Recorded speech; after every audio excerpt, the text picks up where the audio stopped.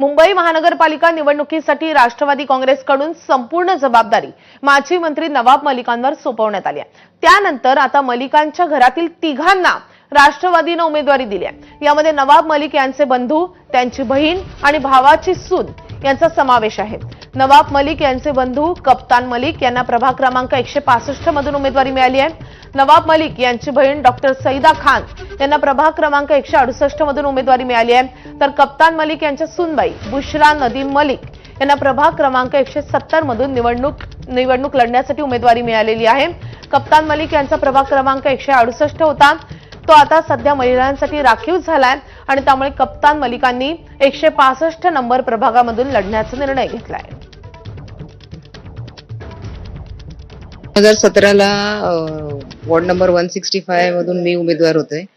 माझी बुवा डॉक्टर सईदा खान उमेदवार होते आणि कप्तान मलिक माझे जे काका आहे ते उमेदवार होते। तसेच आता 2 रिपीट होत आहे आणि माझ्या कप्तान चाचाची जे सून आहे ते ओबीसी महिला जात आहे, त्यांचा वॉर्ड म्हणून त्याला तिकडे उमेदवारी देण्याची आता आम्ही बोलणी झाली आहे। पण जोपर्यंत आमच्या वरिष्ठांचे आदेश येत नाही, कदाचित स्वबळावर लढण्याची तयारी ठेवण्याचे आम्हाला बोललं झालंय। पण स्वबळावर लढण्याची आम्हाला घोषणा झाली तर आम्ही हे 3 उमेदवार माझ्या कुटुंबातील असणार।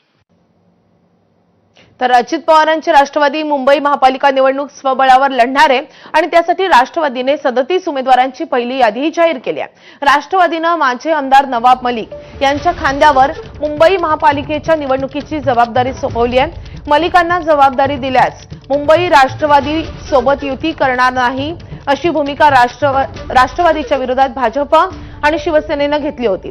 मात्र अजित पवारांनी आपला निर्णय न बदलता मलिकांवरच विश्वास कायम ठेवला आणि त्यामुळे मुंबईत महायुतीमध्ये फूट पडली आहे। आज अखेर उमेदवारांची पहिली यादी समोर आली आहे आणि या पहिल्याच यादीत नवाब मलिकांच्या घरातून 3 जणांना उमेदवारीची लॉटरी लागली आहे आणि त्यामुळे या यादीची चर्चा चांगली जोरात रंगते आहे।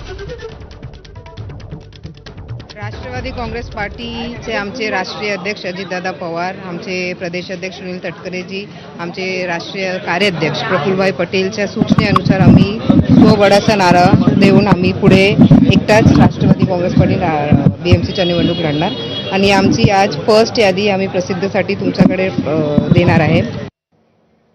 तिकडे नागपुरात अजित पवार